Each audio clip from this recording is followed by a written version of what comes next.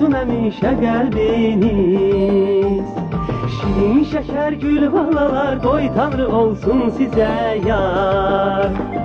Cilvələnsin diləyiniz, bir çiçəkdir hər biriniz. Cilvələnsin diləyiniz, bir çiçəkdir hər biriniz. Verişlərin çəkilişi zamanı Ələkbər əmi hərəsi bir çiçək olan kövrək, kəpənək balaların əhatəsində çox xoşbəxt görünürdü. Bu yalnız geniş tamaşaçı auditoriyası qarşısına çıxmaqdan yaranan duyğu değildi. Onu daha çox sevindirən daim əminamanlıq, səadət içində böyüməsini arzuladığı uşaqlarla birgə olması idi. Ekrandan onlara tamaşa edən balaca dostlarını doyunca əyləndirmək, şənləndirmək istəyi idi. Bir çiçəkdir hər biriniz, bir çiçəkdir hər biriniz.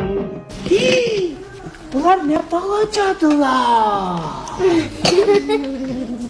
Ne gülüsün? Gülmeyin de.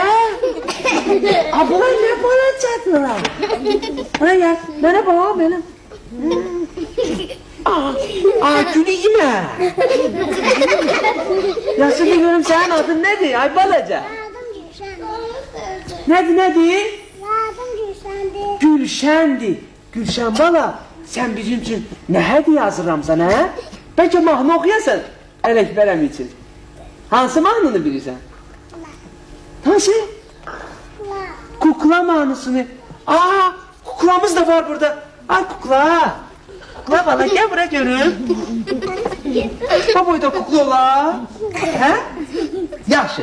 Eləysə kukla mahnısını oxu, uşaqlar da hamımız birlikte dinləyək.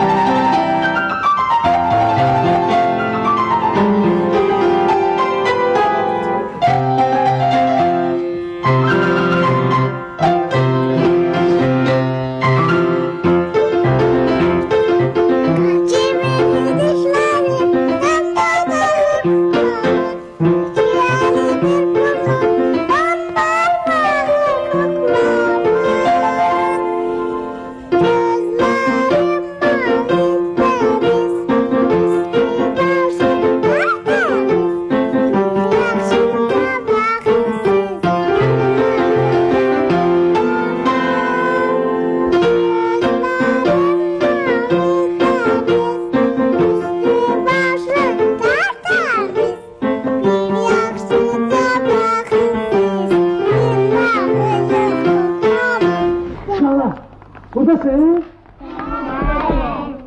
Dayan görün. Dayan görün. Bir onun elinden tutun.